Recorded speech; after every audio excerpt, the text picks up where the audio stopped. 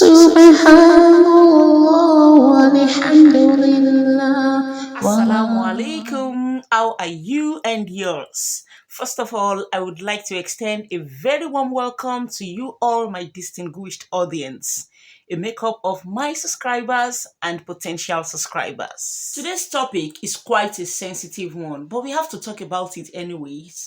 Some women are just lazy, unproductive. To their husbands, they are liabilities. They have nothing to bring to the table. They are consumers, sitting at home from morning till night, doing nothing except making babies. And asking Abu for 20 naira, £5, or even $3 to replace the seasoning cubes that is getting exhausted in their cupboard. Even Maggie, they cannot buy. And when you ask them, they cook up a story. Eh, my husband did not want me to work. The lies they tell to cover up their laziness and shallow-mindedness and escape from the truth. Are you one of those people that label stay-at-home moms with all this that I have just mentioned? If you do, then you need to fear Allah and do a lot of istighfar. It is quite funny how time have changed the way the society viewed stay-at-home moms in the past and how they are viewed today, somehow. And this is because the society believes that working moms contribute to the economy at large and therefore considered a more productive member of the society than a mother who do not work outside her home. Is that even fair? I believe that it is negative to judge an entire group of people based on a stereotype. What if the society starts to accuse working mothers as not being good mothers? Hey, everyone will raise an eyebrow. So how a whole group of people are judged, most likely misjudged because they are stay-at-home moms, still baffles me. I have come to realize that the best thing is for every woman to do what works best for her home. Because in this life, we always think we need what we don't have. For some working moms, this is how they view stay-at-home moms. Waralie, she's depressed. I am sure she is tired of staying at home all day doing nothing. Tofia, she must be really wishing that at least she's going outside, socializing with adults and experiencing what the labor market feels like. She will be wishing that she is collecting salary no matter how small. Ah, poor woman. Look at her. She has carried mopping stick and brush again. What else will she do? That's what she does all day. you know, this set of people believe that she must be tired of being confined to one space that doesn't seem clean no matter how much cleaning and putting away she does. They feel like she has no sense of identity and people will look down on her for choosing to raise her kids instead of contributing to what they call a greater society. They feel that she must be miserable for depending totally on her spouse. And for some stay-at-home moms, this is how they see working moms. Look at the time this woman is leaving home this morning again. Hey, we are fortunate to be free from the slavery of 9 to 5. We would rather stay with our children than to be slaving for cash. It will be paining her like that she is not able to raise her children by herself. All the money she is making, she will be spending it on daycare. My sister, what's the essence? She must be feeling worried of the impact of leaving her children in someone else's care for up to 10 hours a day. If you look at her eyes very well, you see that she's not happy. And she's depressed. She don't used to smile. Oh, notice. So, she might not have a choice. So she needs to hustle to put food on her children's table. I heard that her husband is not responsible. So she has to labor in the labor market. So you see how women on both sides can view each other at times. And most of the time, a woman's biggest critic is a fellow woman. If you have been in both situations before, I mean, tasted being a 100% stay-at-home mom and, being a full-time working mom, you will most likely say neither of both feels 100% good, to be sincere. You know, personally, at times I say that the society does not like moms that much, to be sincere, because they want us to do it all. How you will do it, nobody cares. Just do it. We should be holding down a steady full-time job. We should have a well-developed career that competes with our spouse. We should have good experience of working in a professional environment. We should be hardworking at work and available to our bosses and co-workers. Always. Mashallah employee. We should be free to work long hours without fearing consequences. But we should also be simultaneously raising emotionally balanced and confident children. Yes, of course, with decent morals and values. We should also be keeping a clean house that will be spotless 24/7. And women, we must have the time at the same time to cook different dishes that suit the taste buds of our husbands and children. We should also be present to keep the company of our husbands and our children, present in all school functions, and present in our families and in-laws events. Imagine our identity is both found and lost in our role as a mother and caregiver and as a office mom that the society wants us to be. They want to mod my gender. No matter which side you choose, either as a stay-at-home mom or as a working mom, you are wrong according to someone else. The solution, I believe, is for we women to be happy with what we choose and stop being distracted by all this greater society. She is a career woman, mashallah, as long as she is able to avoid the fitna at work and all the conditions, right? She chose to stay at home, and be 100% dedicated to family. Mashallah. We face two entirely different set of problems, and so we need to support each other instead of condemn. Nothing is worse than being on one side of the coin and being subjected to every criticism by the other side. And now I want to go back to where I started this conversation. For those of you that talk down at stay-at-home moms, perhaps you have no clue of what she does all day. Oh, you think she sits around watching television and eating chocolate? Hey, yeah. Many stay-at-home moms wake up by 5 a.m. like you working moms. She has to pray and get ready for her family. The husband leaves for work and at least have a long time to stay away from the tantrums of the kids and the long list of chores that must be done, which does not even include taking time to shape the lives and minds of the children. She doesn't get to rest in most cases. If she isn't cleaning the mess of the kids, she is cooking or doing laundry, helping with homeworks, running errands, cleaning the mess in the bathroom and toilets, dropping kids in school, picking them up, setting them up for madrasa, buying stuff in the market. And if you don't have children yet, you will think kids are like the children that we watch on television or that we see online, that are always well seated, studying in their rooms or perhaps playing quietly with their siblings. And so mom have all the time in the world to nap or cross leg and watch TV while sipping tea. Irọ́ lásán. Most of the time, when mom is scrubbing the floor, a child is spilling tea on the floor that she just cleaned, while another one is crying to be carried, and another one sitting on her head. She wants to play. Work, work, and work. First to get up in the morning and the last to go to bed at night. All these jobs that no one wants to do is asked to do.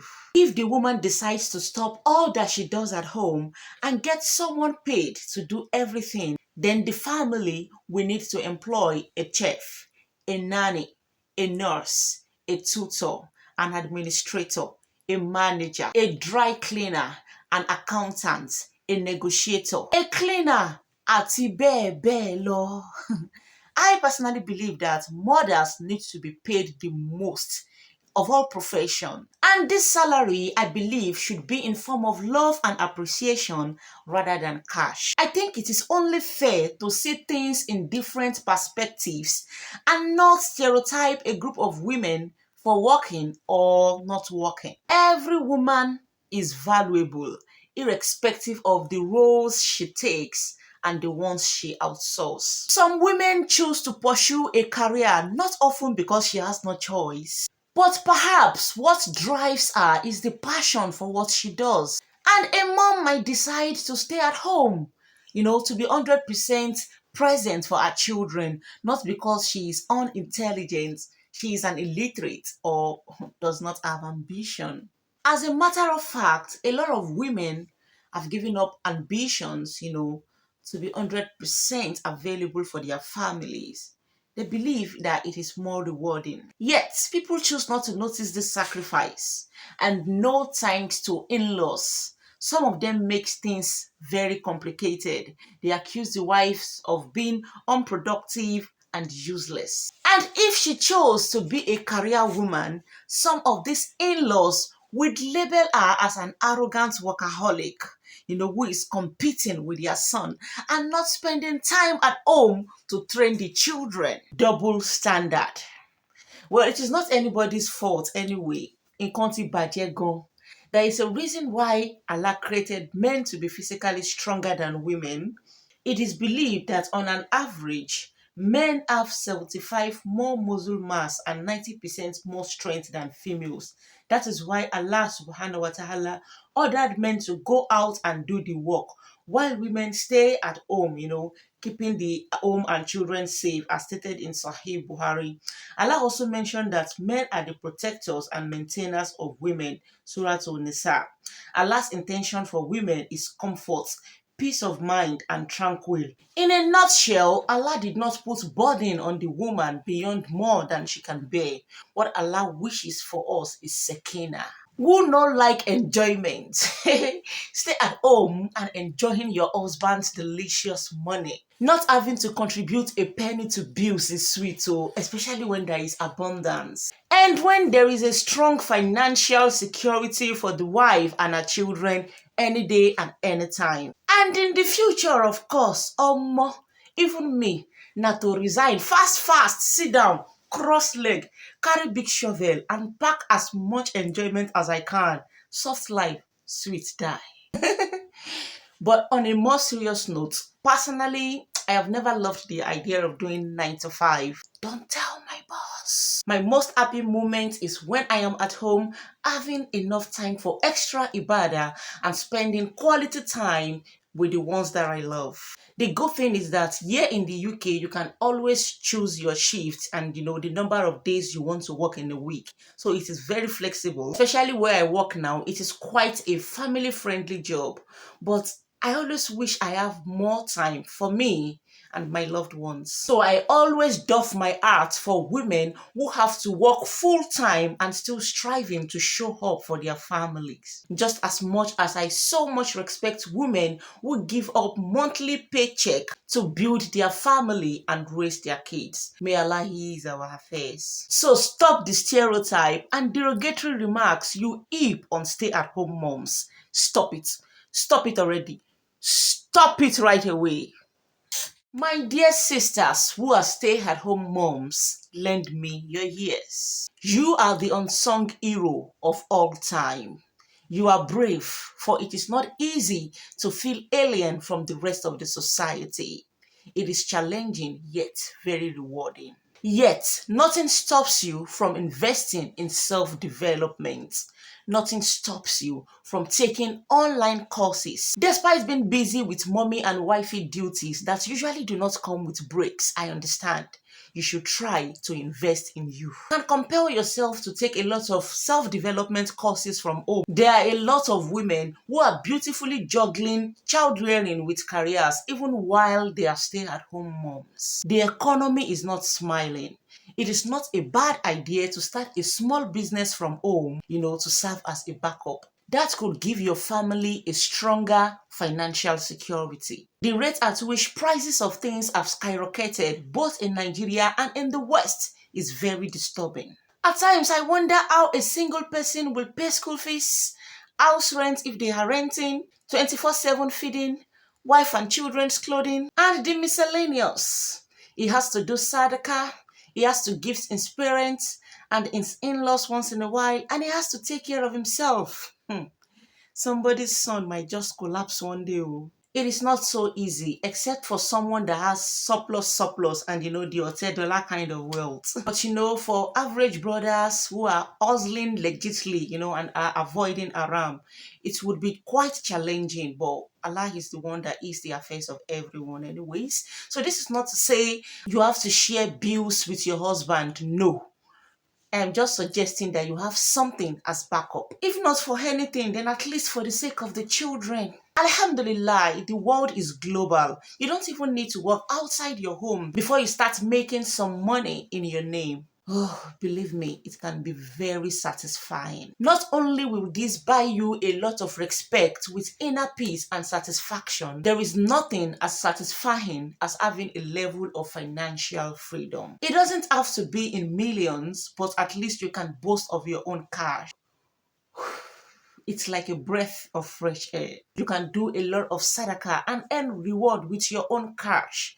You can gift your parents from your own money. You can pamper yourself with your own earnings, and you can buy anything for your children as an addition to whatever their daddy buys. Some time ago when I was in Nigeria, I went to one alcor in Igbobo, Ikorodu. Sheikh Al-Himran Eleha was the guest speaker. I have forgotten what the topic was about, but I vividly remember that he said, women, it is not a bad idea for you to have a catfish pond in your backyard, just as an example, trying to emphasize that a woman should have her own source of income, at least from her home. And then he said, even if your husband provide all your basic needs according to his capabilities, remember that you have parents that shouldn't suffer in their old age. And when he was done with his lecture, the other sheikh said, based on what Sheikh Imran said, that he had a contrary opinion, which is that it is not the responsibility of the female child to take charge of the financial responsibilities of the parents. That a female child should be spent on and not her spending on someone else, and that her parents' livelihood should solely be the responsibilities of her brothers and uncles, the men in their family. Inasmuch as it sounds like lifting burden off women's shoulders, personally, it kind of sounds like incapacitating women to me. I started wondering what the fate of parents with only female children will be, especially those ones that don't have any male family members to run to, because everybody have their own bukata. Yes, bukata no dey finish. So it kind of seems unrealistic in today's world. If it will be the norm for only male children to take care of aging parents, then the world might go back to Jahiliyyah, where everybody will be struggling to have only male children and seeing them as assets, and female children as just some liabilities that we train and let go of later on. We know we always preach that parents should not rely on their children in future, but believe me, life happens. Anything can incapacitate someone in their old age. May Allah not test us beyond more than we can bear. I believe that every woman needs financial freedom, as much as it is our right to be 100% catered for financially by the men in our lives. Let us also think of the future and prepare ourselves for unforeseen circumstances. A woman with a husband this minute can become a widow in the next minute. A happily married woman can also find herself in a dirty divorce. Life happens. Then what will become of the woman if she doesn't have access to her husband's wealth anymore? And if she is a widow, she does not have 100% right to the man's property if she fears Allah. She would have to share with those whom Allah has given rights to her husband's wealth, just as she has some rights to it. That is even if the family members not pack all the wealth go. The bottom line is you can start something from home today if you don't want to go out, and Allah is ever merciful. You can sell products and services online, and you can be a tutor from home. You can start a blog. Just any allowed stuff that can empower you financially. Let me tell you a true life story of my neighbor turned sister. She lives in a very decent three-bedroom apartment built by her husband, which is directly beside my parents' house in Ikorodu. This woman, whom I will call Umu Fulan, is my mother's adopted daughter. So I call her my adopted sister. She is loved by everyone who has come in contact with her. And that is because of her genuine kindness. Her husband was doing pretty well. He was into the sales of car spare parts. Yes, he was doing excellently well. Allah blessed his business even beyond his own imagination. And Umu Fulan, the sister in question, was instructed by her husband not to work. And then the wife begged to at least start selling provisions from a living room, since it was a new site back then in 2017. But the husband insisted that he was ready to take full responsibility of her and her sons. He was such a good man. She talked to his mom, friends, and family to at least talk to him so that she would be granted the permission to sell something from home. But he was insisting that she was not suffering, so she doesn't need to sell anything. And then she said, I just love accountability, turning 10 naira to 20 naira. My wanting to do business is born out of passion, not poverty. Ya Zawji. But Abu Fulan was firm on his decision. Then one afternoon, she cried to my mom and then told my mom that she should help her talk to her husband, whom my mother always called her son, that perhaps she would listen to her. And then my mom, being the ABMO of Bubo Lagos State, carried her body and went to her husband to talk to him. And as Allah willed, her husband concurred. Subhanallah. It was as though she only needs her husband's blessings and go ahead before she blossom, financial explosion. She started with a small carton. She would put the carton in the corridor of her home. The house kind of have a small extension. And in that carton is a roll of picnic, a roll of Bonvita, small sugar, just a very small carton. And lo and behold, Allah put his barakah, and this small carton turned to a mega food and provision business. Maybe because it was a new site as a then, but what I know of is that everybody in the community turned to a customer. She started selling rice in bags, liters and gallons of palm oil, different food items. At a point, she could no longer go to the market again because what she was buying was way too huge. So her husband would go to the market for her, and then she also had a tricycle man and a bus driver that was bringing these things home for her. This success didn't come on a platter of gold anyway. She paid the price. There were times that she had to take things that she was selling to builders. She would deliver from house to house. She didn't mind. She was that humble. And all of this effort led to an outstanding success. And then as Allah willed, she was able to erect her own provision store in her husband's compound. She was doing excellently well. Except, and of course, before people started selling exactly what she's selling. The normal legal settings now. But those of us faithful and loyal customers will not go anywhere else. We still deal with Umu Fulan. But she is still doing pretty well, mashallah. And suddenly Allah tested Abu Fulan. He lost his wealth and all his years of hard work and labor in a single day.